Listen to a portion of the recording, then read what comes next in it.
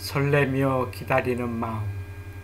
연중 제32주일 성경 신약 마태복음 25장 1절부터 13절 중 5절. 신랑이 늦어지자 처녀들은 모두 졸다가 잠이 들었다. 200주년 번역. 신랑이 늦도록 오지 않아 처녀들은 모두 졸다가 잠이 들었다. 공동 번역. 신랑이 더디오므로 다 졸며 잤다. 옛글 번역을 묵상하며 나누고자 합니다. 공간 복음 중 마테오 복음에만 있는 이 비유는 신랑을 기다린 10처녀 중 5처녀는 신랑이 더디옴을 생각하여 기름을 충분히 준비해 두었고, 5처녀는 신랑이 일찍 오려니 하여 기름을 충분히 준비하지 못하였습니다.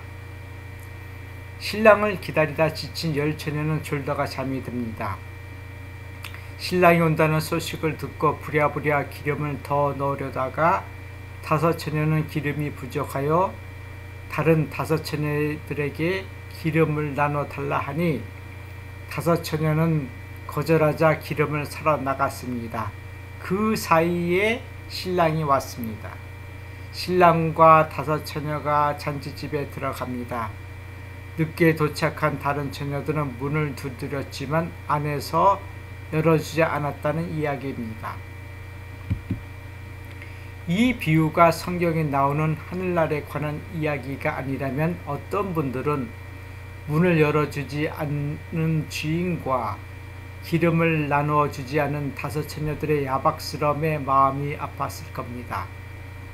그리고 기름을 사러 나간 5처녀들에게 차라리 다른 5처녀들과 함께 신랑을 맞으러 같이 나가지 왜 기름을 사러 그 자리를 비웠나 하는 생각을 하실 겁니다. 신랑 왜 더디 와서 10명의 처녀들을 기다리다가 지쳐 졸게 했는가, 더디 온 신랑을 원망했을 겁니다. 등불에 기름을 넣는 이야기가 아닌 자동차에 기름을 넣는 이야기를 들려드리겠습니다. 어떤 분들은 주행거리가 멀다 가깝다를 떠나 주유소에 들려 기름을 꽉 채우시는 분들이 계시고, 어떤 분들은 자신이 설정한 눈금을 벗어나면 기름을 넣는 분들이 계시고, 어떤 분들은 바닥에 기름이 달랑달랑 할 때 기름을 채우러 가시는 분들이 계십니다. 일반적으로 자동차의 기름은 4분의 1과 4분의 3 사이에 있을 때가 가장 좋다고 합니다. 꽉 채우면 기름 무게로 기름이 더 소비되고 4분의 1 이하면 자동차 엔진에 무리가 가기 때문에 이 기준을 지키는 분들이 계십니다. 자동차의 기름을 4분의 1과 4분의 3 사이를 유지하시는 분들 입장에서 보면 기름을 꽉 채우시는 분들, 기름이 달랑달랑 할 때 주유소를 찾는 분들을 보면 성격들이 다르네 라고 생각하십니다.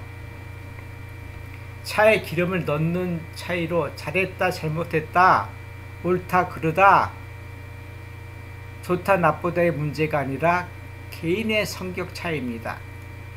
밤에 누구를 기다리면서 등불을 밝히고 등불을 밝힐 기름을 충분히 준비하는 것을 좋다, 잘했다, 옳다의 문제가 아닌 사람의 성격의 차이입니다. 오늘 복음을 읽으면서 정말 예수님이 이런 비유를 제자들에게 들려주셨나 하는 의문을 가지게 됩니다. 예수님, 정말 이런 말씀을 제자들에게 들려주셨나요? 제가 예수님께 물으면 너는 내가 그랬다고 생각하느냐? 하고 예수님께서 반문하시면 마테오가 종말론이니 예수님께서 다시 오심을 너무 기다리다 꾸며낸 이야기인데 다른 복음에는 들어있지도 않잖아요. 그래, 내 말이 옳다. 마테오를 따르는 사람들은 하늘나라가 오기를 기다리면서 준비하는 것이 무엇이 나쁘단 말입니까? 그러면 예수님께서는 그래, 너희 말도 옳다. 예수님께서는 양심론으로 답하실 겁니다. 마테오 복음에 나오는 그날과 그 시간은 10처녀들에게는 신랑이 오는 시간이 신부처럼 그리 마음에 절실히 와 닿지 않는 날과 시간입니다. 그날과 그 시간이 본인들이 신부였다면 절실하게 와 닿았을 겁니다. 마테오가 차라리 예수님이 다시 오신 날과 시간을 열처녀에게 말해 주었다면 열처녀들은 근처 주유소 기름을 통째로 사들여 준비하였고 등불은 물론 눈에 불을 밝혔을 겁니다. 졸기는커녕 설레는 마음으로 기다렸을 겁니다. 마테오는 특수적 상황을 일반화시킨 오류를 범한 것입니다. 루카도 마르코도 요한도 이런 마테오의 오류를 알고 자신의 복음서에는 이 비유를 넣지 않았던 것입니다. 부처님 열반 후 부처님 말씀을 기록한 불경을 편집할 때 초기 원시 불교 경전은 한 사람이 부처님 말씀을 말하면 팔리어로는 에밤메탐, 산스크리트는 에밤 마이야 수루탐, 이와 같이 나에게 들렸다를 500명이 모두 동의해야 비로소 불경을 만들었습니다. 이를 불가에서는 제1차 결집이라 합니다. 예수님께서 살아계실 때 제자들은 예수님 말씀을 기록할 필요가 없었습니다. 성경 신약 복음서는 예수님께서 돌아가신 후 시간이 꽤 지난 후 기록되었습니다. 예수님께서 평소 하신 말씀은 아람어인데 성경 신약은 그리스어로 기록되었습니다. 예수님 시대에는 히브리어는 성스러운 언어이기 때문에 회당이나 성전에서 사용하고 일상생활에서 사용하지 못하도록 유다 종교 지도자들이 가르쳤습니다. 그리스 문화에 심취한 유다인들은 자신이 유다인임을 숨기기 위해 공중 목욕탕에서 혹시 다른 민족들이 자신이 할례받은 것을 볼까봐 부끄러워 그 흔적을 없애기도 하였습니다. 정치적으로는 로마의 지배, 문화적으로는 그리스 문화, 종교적으로는 유다 종교자들은 유다교 우월주의로 목소리 높이는 뒤죽박죽된 혼란한 시대였습니다. 예수님이 승천하신 후 다시 오실 날을 초대교회 신자들은 기다렸습니다. 기다리고 기다리던 예수님은 12제자, 72명의 제자들이 모두 죽은 후에도 예수님은 다시 오시지 않았습니다. 예수님께서 다시 오실 날을 목매며 기다리던 사람들은 지쳤고 오늘 복음에서 열처녀처럼 졸다 잠이 듭니다. 2000년 동안 수많은 사람들이 종말을 외쳤지만 세상의 종말, 예수님께서는 다시 오시지 않았습니다. 복음서에서 그날과 그 시간은 오직 하느님 아버지만이 아신다고 예수님께서 말씀하셨음에도 불구하고 기다리는 마음이 설레임에서 지루함으로 바뀐 분들에게 이야기를 들려드리겠습니다. 미국 군인들은 명령에 따라 미국에서 지내기도 하고 외국으로 나가기도 합니다. 결혼한 부부는 함께 다음 근무지로 이동합니다. 미국 동부는 미군 기지가 좋은 장소에 있어 지내기가 좋지만 미국 서부는 황무지가 많아 지내기가 어려운 편입니다. 미국 서부 황무지 근처 부대로 이사온 날 어느 군인 부인은 창문을 열자 황야가 눈에 펼쳐졌습니다.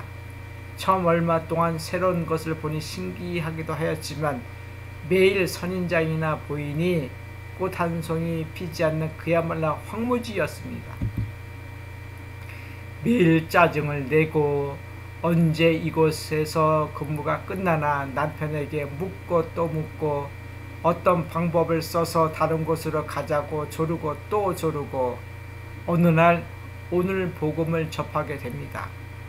그 시간과 그날을 내가 어떻게 준비하면 좋을까?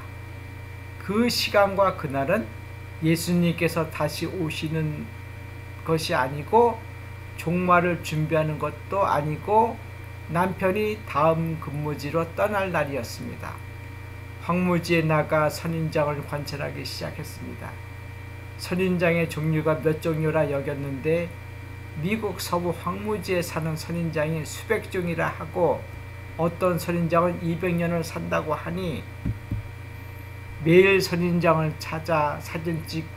도서 미술관에 가서 찾아보고 1년에 한 번 그것도 며칠만 피고 지는 선인장 꽃을 기다리고 피면 사진 찍고 주변에 같은 처지에 있는 부인들과 모임도 만들어 서로 정보도 교환하고 부인들 중에는 미국 원주민들의 언어와 풍속도 연구하는 부인들과 교류를 하고 어느 날 그날과 그 시간이 왔고 부인은 새로운 근무지로 남편과 함께 떠났지만 마음은 서부 황무지에서 꽃핀 선인장과 함께 있고 수많은 선인장 사진을 가끔 보면서 즐거움 속에 삽니다.